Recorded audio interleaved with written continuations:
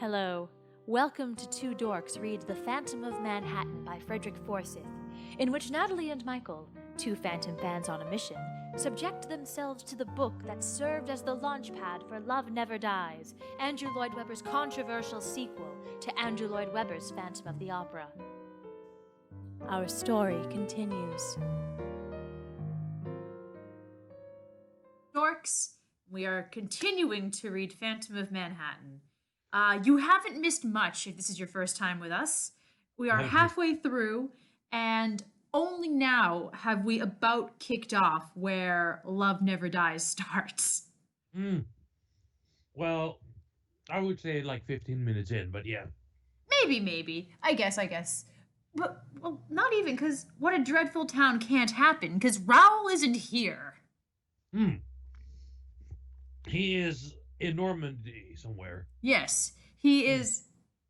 He can't leave Normandy. He's stuck in Normandy. In the meantime, as male surrogate, we have Father Joe. Wait. He's stuck in Normandy. Are you saying he is in World War II? I don't know. Well, not yet. It's far too early. We're like 10 years before that, give or take. Yeah, well, considering the thing about the liners we came up with last time.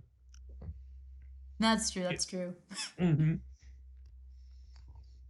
So he's doing the Battle of Normandy like 10 years early.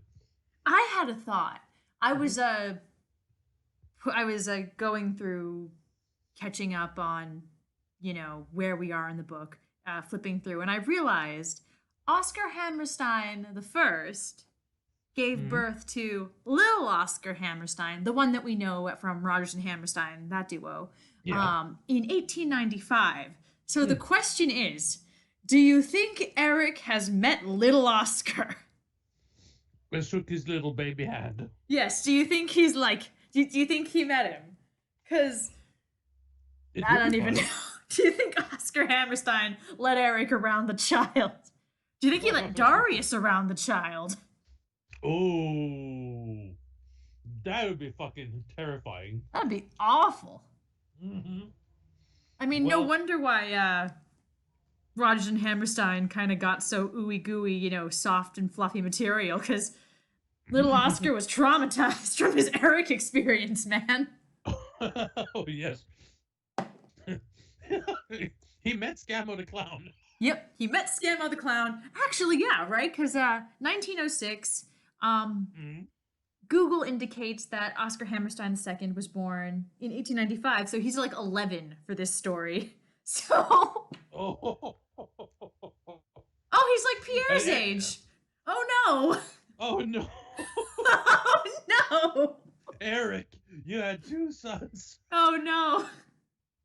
No, he's a bit older, but just more like, they are... One more son. They can just bond with each other about how...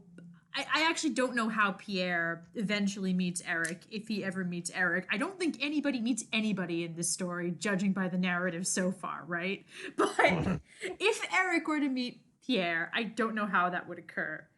But I'm sure that the two would bond over just how freaky the Coney Island bitches are.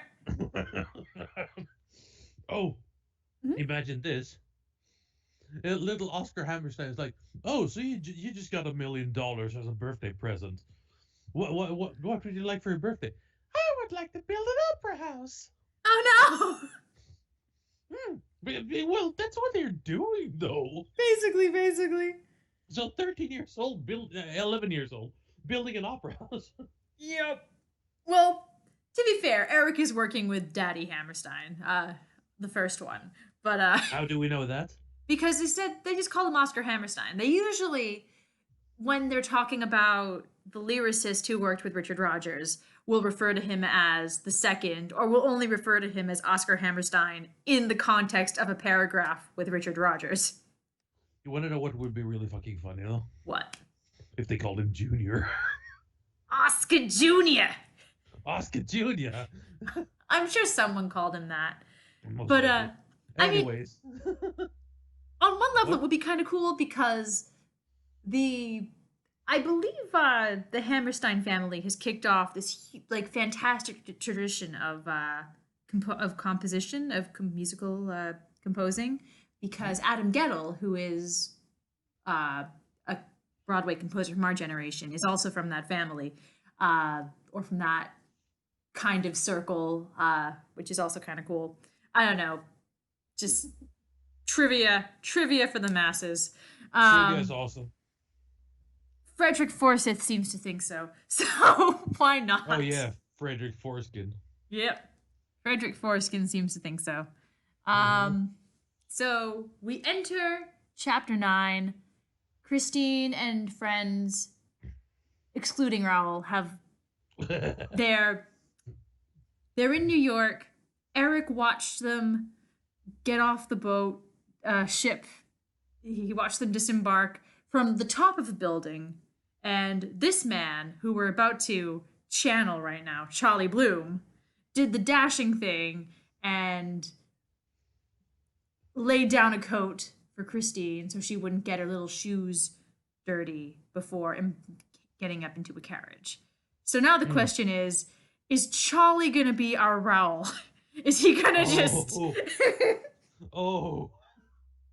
Is he gonna take that spot in the Phantom Love Triangle? I really hope not. I think we're about to find out. Shall we? Yes, we shall, and you shall start, because this is Cholly Bloom. Oh boy, oh yeah. Chapter 9, The Offer of Cholly Bloom. Louis Bar, 5th Avenue at 28th Street, New York City, 29th November, 1906. Did I ever get around to telling you guys that being a reporter, why is that all caps? Being a reporter in New York is the greatest job in the world. I did? Well, forgive me, but I'm gonna say it again. Anyway, you have to forgive me because I'm buying. Barney, can we have a round of beers? Mind you, oh God, you gotta show flair, energy, and ingenuity, amounting almost to genius. And that is why I am saying this job has got it all. I mean, take yesterday. Were any of you at Pier 42 yesterday morning? You should have been. What a spectacle. What an event. You read this morning's coverage in the American. Good for you, Harry. At least someone here reads a decent newspaper, even if you do work for the Post. Now, I have to say it wasn't really my job. Our shipping man was there to give complete coverage, but I had nothing assigned for the morning, so I figured I'd go anyway, and boy did I get a break. Now, the rest of you guys would have spent the morning in bed. That's what I mean by energy. You gotta be out and about to get life's lucky breaks. Where was I? Where was I? Oh, yes. Or where was I? Oh, yes. I don't know. I don't know. He's just yelling things at this point. I don't know. I imagine Cholly Bloom is just some guy who he's always in everyone's business and he's just yelling everything. He's very loud, just in my head. He's a loudmouth. He's a loudmouth. Like, I fully expect him to, like, blurt something out in the middle of the opera premiere scene. Like, oh, yes. Oh, yeah. All right. So, someone told me the French liner Lorraine was docking at Pier 42 and bringing in this French singer lady who I never heard of, but who was very big bagels in the opera world, Madame Christine de Chagny. Now, I've never been to an opera in my life, but I thought, what the hell? She's a big star. No one can get near her for an interview, so I'll go and have a look anyway. Besides, the last time I tried to help a Frenchie out of a jam, I damn near got a major scoop. And I would have done that. And I would have done. For those damn kids. Yep.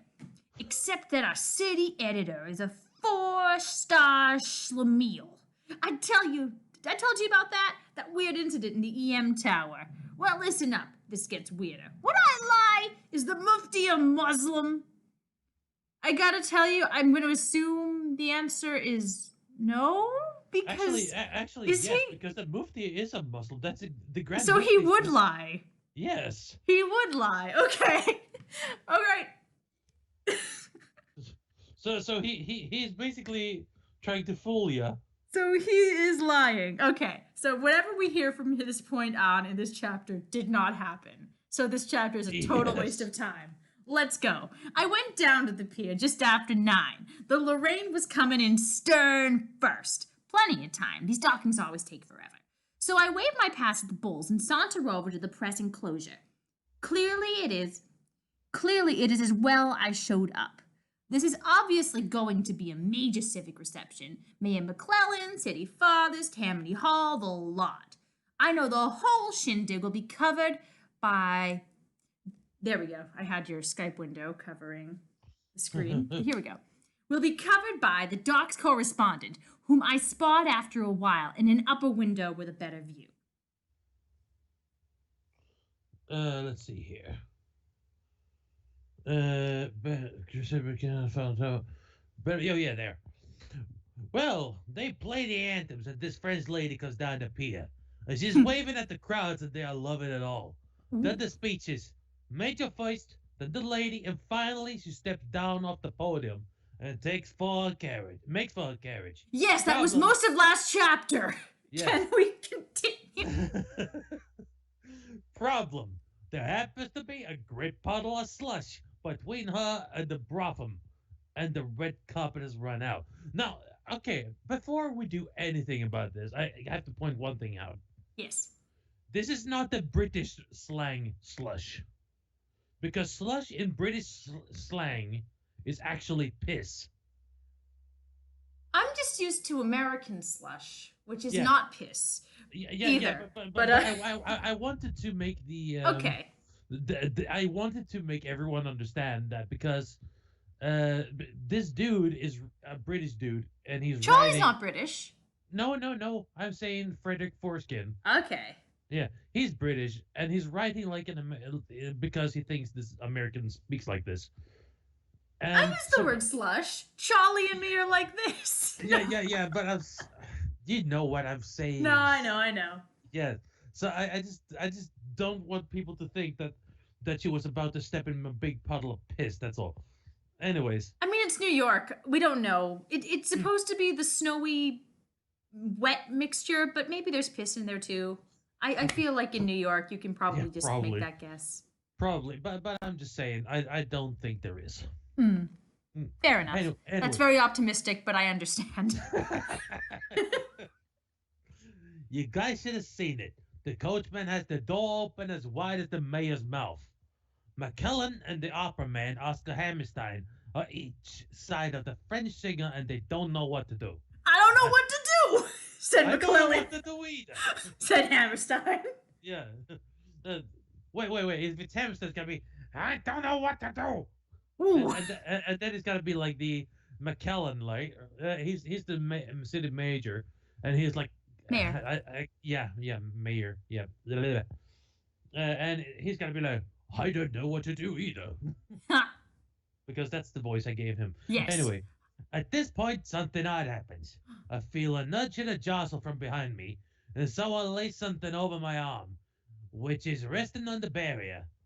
Whoever he was gone in a second. I never saw him. But what is hanging over my arm is an old opera cape, fusty and tattered. Not the sort of thing that you'd be carrying out or wearing at an hour of the morning, if at all. Then I remember that as a boy, I was given a colored book called Heroes Down the Ages, with pictures. And there was one of a fella called Rayleigh. Raleigh, whatever. I don't fucking care. I'm only saying because he's a cultural individual. Like, he's a figure that people might understand. Yeah. Heresy. They named it after the capital of North Carolina, then it is Raleigh. Yeah. Anyway, he once took off his cape and threw it over a puddle right in front of Queen Elizabeth of England. Oh, yes, he did. I've seen that. Yep. Like in the series, I mean, or movie. Yeah. Well, not like literally. We weren't around for that. Yeah, I mean, we're time travelers, right? I wish. Yeah. And after that, he never looked back. So I think if it's good enough for Raleigh is good. It's okay for Mrs. Bloom's little boy. So I leap over the railing around the press area and put the cape right down on the slush in front of this Vicomtesse person. No, wait, person. Yep. Well, she loved it. She walked right over it and got into the cab. I picked up the wet cape and saw her smiling at me right through the open window. So I thought nothing invented and walked up to the window. "My lady," says I. Oof. That's how you have to talk. My lady. My lady. Everyone tells me it's quite impossible to get a personal interview with you. Is that really true? That's what you need in this game. Guys. You No, need guys. yeah. I'm sorry, I could have myself. No, it's fine. I'm never reading in the right rhythm. It's just fun when it goes wrong. No, but I did that on purpose. Oh, you need guys. Yeah, you need guys. Yeah. No, that's what you need in this game, guys. Flair, charm, all in looks, of course. What do you mean? I'm okay in a Jewish sort of way. Oh, he's Jewish. Okay. I'm irresistible. Anyway, this is one very beautiful lady, and she looks back at me, kind of half smiling, and I know Hammerstein's growling in the background, but then she whispers, "Tonight at my suit, 7 o'clock." And up goes the window. So, what? Sweet. Oh, yeah, sweet. Well, what did I say? Suit? Suit. Oh, shit. I meant sweet. Whatever. Sorry, I wouldn't be butting in like a total obnoxious person all the time. It's just more of a... It's fine. Like I said, I'm not English. I'm not American. Nah. And up goes the window. So there we are. I have New York's first exclusive personal interview lined up. Did I go? Of course I went. But wait, there's more. But wait, there's more. Billy Mays here. Hello, Billy Mays here, and there's more. Oh, God. He was always screaming. The mayor tells me to put the cleaning off the cape on to his personal check at the laundry that does all the mayoral mansion work. And I go back to the American feeling pretty pleased. There, I met Bernie Smith. Our shipping man. Yeah. And goes and guess what he tells me. When the French lady was thanking... Oh, wait, that's you. Oh, right. But before we go on, I want to think about this for a quick second. So, he said that he was just standing there. Some guy throws, like, a really old opera cape over his arm to, you know, shield Christine from the puddle, as it were, right? Yeah. What if he didn't care? No, but I'm saying, if there's a chance this is Erik, does this mean that he traveled across the Atlantic? Because I assume he really didn't have much except for the clothes off his back, right? So he was basically traveling in full opera ghost garb. Well, probably. I'm into but I mean, if you think about it, Mhm. this was winter. It would be cold when he came out there. So That's true. But here's my fucking question about that. Okay. If he did, that means he jumped into the water wearing a fuck ton of clothes. Because, you know, he jumped off the railing of the boat. With an opera cape. Yeah, with an opera cape, full dress cloak and everything. Oh, no. Erik, that's not... He would sink like a rock. That's heavy. Maybe he's very good at swimming, though that wasn't in... No. I will not even believe that, because that was a long fucking way for him to swim too. Look, I heard, like, on Tumblr, there's kind of a legend, well, the story of a legendary fic going around, you know, from the good old days of, like, 2004, where, you know, she's currently a fan now, but she was just talking about something that she'd written ages and ages ago. And in the story, she has Jarek floating face down in the Atlantic, across the Atlantic. He survives. He makes it to the US. He makes it to, like, I think Boston Harbor or something like that. Okay, that is ridiculous. So I'm thinking maybe this guy's had some of whatever that Jarek had. Well, he kind of have to with that kind of... Apparently. Like, you only need a little bit. Like, I know he, you know, jumped ship, you know, so he was at least taken part of the way. Yeah, but still, like, yeah, he just floats, like, face down across the Atlantic. Yeah, he passed out. Well, how was it written? I think, in that story, he passed out from hunger. He just forgot to eat. And he just floated into the lake, into the Seine, into the ocean, across the ocean.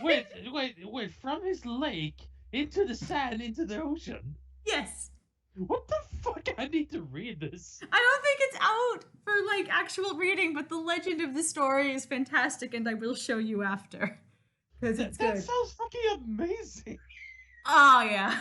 That sounds like a crack fic if I ever saw it. Oh yeah, it's straight from the pure heart of the preteen fangirl, so it's Oh. good. Oh, that's gonna be amazing. Yep. That's kind of like letting loose an ensemble girl in the fucking break. Oh yeah. All right. So Erik is a really good swimmer. He didn't die. He brought his opera cape with him. He had to Apparently. bring his opera cape with him. And now Allegedly. Cholly's had it. I'm assuming it's the opera cape because he's like, it's really old and really tattered. So unless Erik was just like, I need me another one to get me through my weird poor days. Well, Like, you know what I think it could be though. what? It could just be that he found one. That's Like- kind of like- nasty. Yeah, but like, if you think about it, it could be like he went into like a thrift store like back in the day when he didn't have a lot of money, Mm. and he got one just to keep him like fucking warm or something. Did they have thrift stores in like the early 1900s? I don't fucking know. Huh. I'm guessing. It's time to learn. Did Did thrift stores exist? exist in the early 1900s? New York. Let's just hedge our bets here. History of thrift stores. Oh boy. Give me a date. Give me a date. Time.com. 1910. Let's just say 1910 because why not? I suppose. Oh. Oh, Maybe? Yeah, I think it might have existed. There's some story written in 1884 about someone who buys something from a resale store, which is, I suppose, what they would have called them back then. So, you know what? Yeah. so basically he could just have gotten an old one from like, oh god, you know what would be in his way to do? What? To buy one that came from the place of a dead person. Oh, God, yeah. Oh, yeah. He All would right. definitely do that. Yep. Anyways, your turn. Right. With that important segue out of the way, let's carry You're good on, at shall this. we? So, what did he see? Right. He saw. So Bernie's. And what did he see? He saw a man looking down, all alone, like some kind of avenging angel. Before he can go on, I say to Bernie, stop right there. He wore a dark cloak right up to the chin, a wide brim hat, and between the two a sort of mask covering most of his face. A sort of mask. Sort of a mask. Yeah. Now Bernie's chin drops right down, and he says, how the hell did you know that? Then I know for sure I was not hallucinating back in the tower. There really is a sort of phantom in this city. He didn't say the full title. Who lets No, nobody nothing. see his face. I want to know who he is, what he does, and why he's so interested in a French opera singer. One day, I'm gonna break that story wide open. Oh, thanks, Harry. Most welcome. Cheers. Now, where was I? Oh, yes, my interview with the diva from the Paris Opera. 10 years before, there I am in my best suit, walking in on the Waldorf Astoria like I own the place. Right down Peacock Alley towards the main reception desk with the society ladies of the city drifting up and down to see and be seen. Very grand. The main man at reception looks me up and down like I should have been around the back of the tradesman entrance. Yes, he says. Vicomtesse de Chagny's suite, if you please, says I. Her ladyship is not receiving, says the uniform. Tell her Mr. Charles Bloom in a different cape is here, says I. 10 seconds on the phone and he's bowing and scraping and insists on escorting me up personally. It just happens there's a bellboy in the lobby with a big parcel tied with a ribbon, same destination, so we all go to the 10th floor together. Ever been in the Waldorf Astoria, guys? Nah. Well, it is something different. The door is opened by another French lady, personal maid. Nice, pretty, with a gimpy leg. She lets me in, takes the parcel, and leads me through to the main salon. I gotta tell her that she's a baroness. Someone's gotta tell her that Meg is a baroness. Yeah. Ah, sorry. All right. I tell you, you could play baseball in it. Bless you. Thank you, sorry. Yeah. Enormous, gilt, plush, tapestries, drapes, like a sort of like part of a palace. The maid says, Madame is dressing for dinner. She will be with you presently. Please wait here. And I sit on a chair by the wall. There is no one else in the room except a boy who nods and smiles and says bonsoir. So I smile back and say hi. He gets on with his reading while the maid, whose name seems to be Meg, I don't know, reads the card on the gift wrap present. Meg is such a weird, rare name. It's weird, whatever. Then she says, oh, it's for you, Pierre. And that's when I recognize the kid. He's Madame's son. I saw him earlier at the pier, coming up behind with a priest. He takes the present, starts to unwrap it, and Meg goes off through the open door to the bedroom. I can hear the two of them laughing and giggling in there and speaking French, so I look around the salon. All right, so he looks around the salon. He sure does. He really does that. Flowers everywhere. Bouquet from the mayor, from Hammerstein, the opera management board, and the host of well wishes. The boy strips off the ribbon and the paper to reveal a box. This he opens and pulls out a toy. I have nothing else to do, so I watch. It's an odd toy for a boy of 12 going on 13. A baseball mitt I could understand, but a toy monkey? It's a collector's piece. It was up at auction. What are you talking about? Wait, and a very strange monkey at that. It is sitting on a chair and it's also in front. The hand's holding a pair of cymbals. Of course it fucking is, isn't it? Yeah, it's the monkey. Yeah, then I get it. It's the monkey. It's mechanical with the wind-up key in the back. Also, it turns out it's sort of a it's a sort of music box. Wait. Don't I have Oh, wait. You keep going. I made assumptions. I'm incorrect. Okay.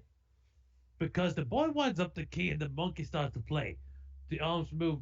Of course it does. They move back and forward as if they were beating the cymbals together, while from inside it comes the tune. No problem recognizing it. Janky doodle dandy. So it's not the box. I thought it was the box. I thought it was the collector's piece, but it's not. He made another one? I guess he made another box. Or maybe he bought it from somewhere. He's very rich. Yeah, well, still. Okay, I can't help thinking, what if... I mean, if Christine saw that? She's gonna see it, I assume. Yeah. I mean, I want to see her reaction to this. Now the kid starts to take an interest, holding it up and staring at it from all angles to try and see how it works. When it winds down, he cranks it up and the music starts again. After a while, he begins to explore the back of the animal, lifting away a patch of fabric to reveal a sort of panel. Then he comes over to me, very polite, speaking English. Do you have a penknife, monsieur? He asks. Of course I do. Pencils have to be kept sharp in our game, so I lend him my knife. But instead of cutting the animal open, he uses it like a screwdriver to remove 4 small screws from the back. Now his look is straight at the mechanism inside. This seems to me a good way of breaking the toy, but this kid is very bright and just wants to find out how the thing works. Me, I have trouble understanding a can opener. Very interesting. No, wait. Very interesting, he says. I guess. He says, showing me what's inside, which looks like a mess of wheels, rods, bells, springs, and dials. You see the turning of the key? That is a coil spring like that. of a watch, but much bigger and stronger. Really, I say. Just wishing he would close it back up and play Yankee Doodle until Mama's ready. But no. The power of the unreleased spring is transmitted by a system of rod gears to a turntable here at the base.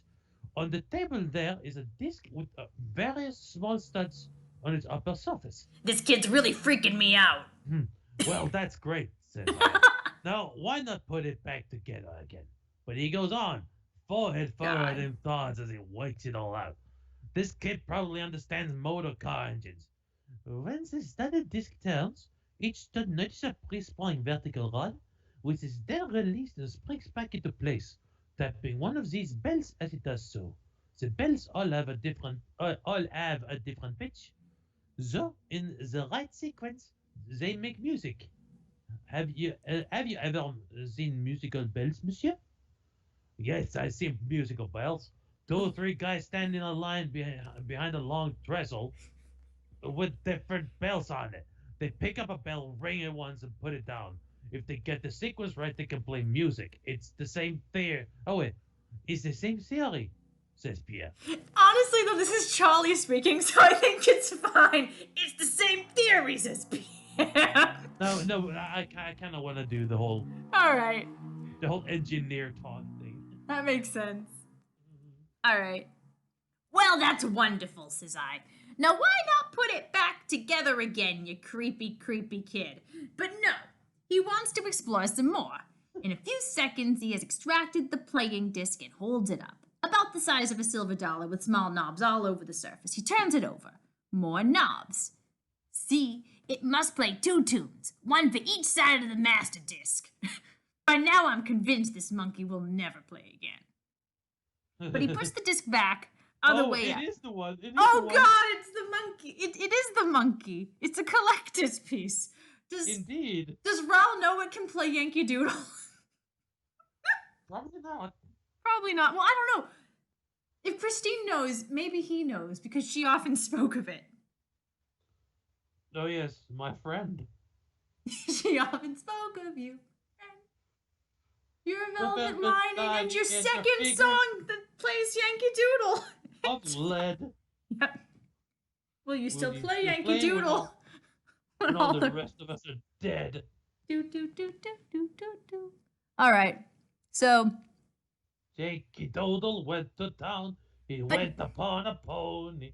Oh, God. But he puts the disc back, other way up, pokes around with the blade of the knife to make sure everything is touching, that should be touching, and closes it back up. Then he winds it up again, puts it on the table, and stands back. The monkey starts to wave its arms and play more music, this time a tune I do not know, but someone does. There's kind of a scream from the bedroom, and suddenly the singer lady is in the doorway in a lace dressing gown. She never changes. It's always that one dressing gown. Her hair tumbling down her back, looking $1 million, except for the expression on her face, which is like someone who's just seen a very large and fearsome ghost. She stares at the still playing monkey, rushes across the room, embraces the boy, and holds him against her like he was about to be kidnapped. What is it? No, wait, sorry. No, it's still me. Yes. What is it? She asks in a whisper, evidently badly frightened. It's a toy monkey, ma'am, says I, trying to be helpful. Masquerade, she whispers. 3 years ago, he must be here. There's no one here but me, ma'am, and I did not bring it. The toy came in a box, gift wrapped. The bellhop brought it up. Meg, the maid, is nodding furiously to confirm what I say. Where did it come from? Asks the lady. So I take the monkey, which has now gone silent again, and look all over it. Nothing. Then I try the wrapping paper. Nothing again. So I look all over the cardboard box, and right on the underside, there's a slip of paper pasted on. It says SC Toys, CI. Then the old memory checks in. About a year last summer, I was walking out with a very pretty girl who wanted a table, who waited table at Lombardi's on Spring Street. One day, I took her down to Coney Island for a whole day. There was this clown there. It was gross. I never went back. Of the various fun fairs, we chose Steeplechase Park, and I recall the toy shop there. full of the strangest mechanical toys of all kinds. There were soldiers that marched, drummers that drummed, ballet dancers on round drums who high-kicked, you name it. If it could be done with clockworks and springs, they had it. So I explained to that lady that I thought SC stood for steeplechase, and CI almost certainly stood for Coney Island. Then I had to explain what Coney Island was all about.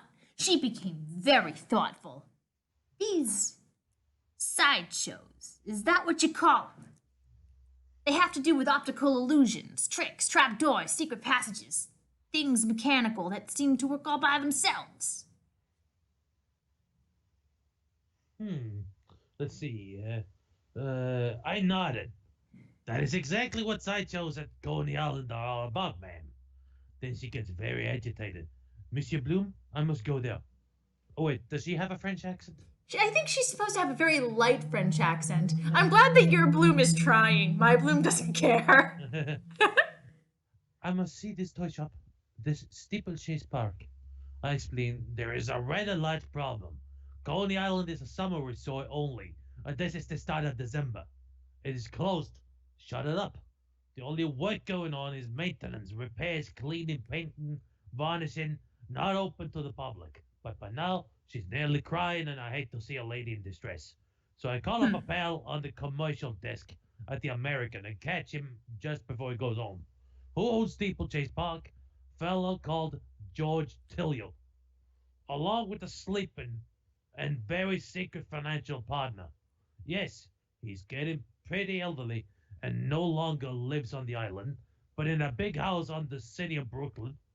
City of Brooklyn, is it? I don't know much about the history of New York specifically. Maybe that's a thing they called it? Maybe. But he still owns Steeplechase Park, and he has done since he opened it 9 years ago. Does he have a telephone by any chance? By any chance he does. 9 years old. Yes. So I got the number and place the call.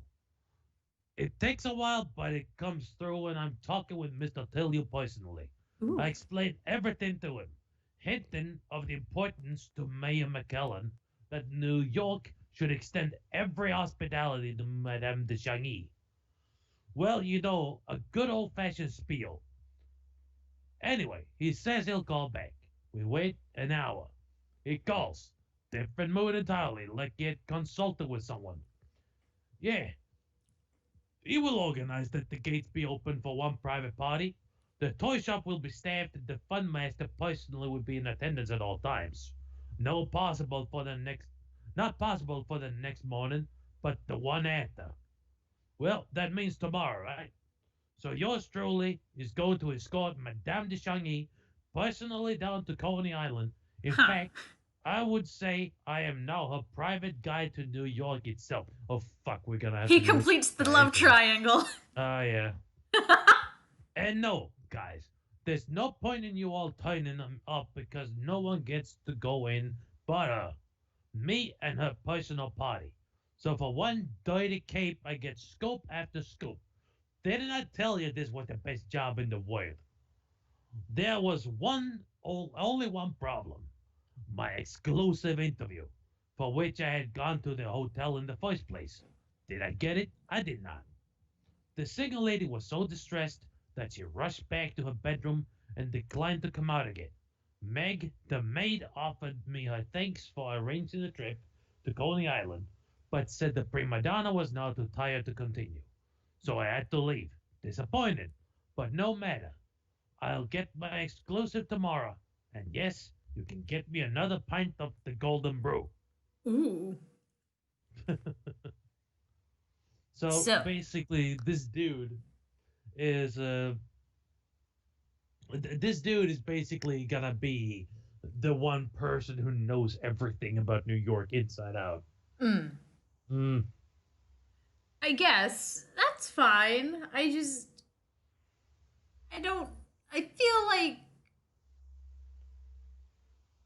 I'm just gonna probably keep repeating myself over and over again. I like the concept of the Phantom coming to Manhattan. I like the concept of there being a sequel to Phantom. I don't think Cholly Bloom needs to be here. I don't like this writing style. I don't think it's actually doing what it needs to accomplish.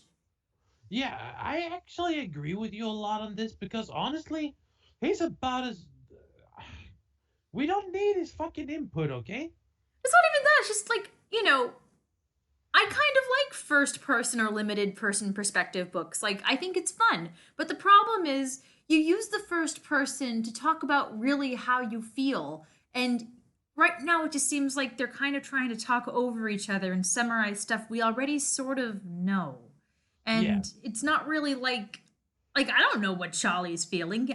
This might as well be done in like third person omniscient. It doesn't really go very deep into anything. Well, I guess that's his like having a brew down at like the bar or something. He's probably pretty happy, I think. I guess he's happy. Like, okay, I guess we know what Charlie's feeling, but just Mm. I guess the thing is when you're reading It's some so out of books, place. but also when you're reading some books, right? Hmm. The story's unfolding in front of you. You're with the character as it's happening. But here, everyone's like, "Oh, that happened. Let me tell you about it. Yeah, that was a thing. Whatever. That happened. It's over by the time you hear about it." And I don't know. I'm not sure I like it so much. Yeah, and you want to know what I absolutely friggin' hate? What? That they, I mean, I do understand that they do it for the sake of exposition, Hmm. but I friggin' hate that they bring up the same thing so many times. Hmm. It's kind of like this fanfic I once read. You know the one with what I call the luggage. Yes, the luggage woman. Yes, the luggage. Like here's the thing. Okay, for all the readers who are like listening and all the listeners who are reading, I don't know, but Yes. but for every one of you, We've covered all of them. yeah, the, there is this fanfic I read not very long ago where I think the name of the person I don't remember right now, but it was something like really stereotypically French. If it was like Celeste or something like that. Ugh. No, wait, not Celeste. Celeste is from the She's from Rossignol. Rossignol, Yeah, but yeah. But it was something like that. Anyways, um, it's about this. It's basically a second take on the Phantom, like on the musical Phantom, where I kind of like what they do with it because they have two chandelier crashes, which kind of goes into the whole "we're ruined, Andre, ruined," because one chandelier is kind of hard to it'll be hard on your wallet, that's for sure. oh yeah. But two, and setting the fucking place ablaze, that will freaking do it. So basically, in this one, there is this woman who is also being trained, but she's being like musically trained by Monsieur Rayer, I think. Yeah. And so every she's like, oh, but I couldn't do it because I should take the place, and like everyone looks at me like I'm not the one belonging there. Like Meg and Madame Giry is looking at her like, what? This is not how it's supposed to be. How do you know that? But anyways, that's not my point. My point is, every now and then, whenever she meets with the Phantom, because of course she does, because To clarify, the Phantom meets with her because she's kind of in the way as like this third yeah, wheel character that he hadn't accounted for.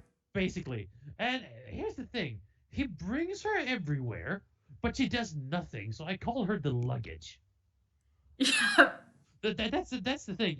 And here's the thing: the only thing she does is like offer a third person view at like the events of the musical in the movie. That's all she does. Oh, and they add a few like, she gets her own number in Don Juan Triumphant, and Erik writes it for her to be absolutely amazing, stuff like that. But here's the thing: I kind of like how it's written because it's written pretty cool.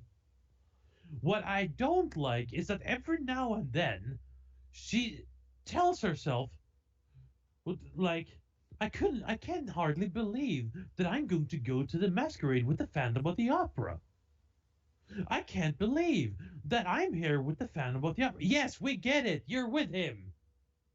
Like, No You one don't knows need- why, but Yeah, but you we don't can't need to believe it prove either, honestly. But Yeah, but I mean, it's like, yeah, you've already said you can't believe it, and Yep. how absolutely like bonkers it is, and how absolutely unbelievable it is.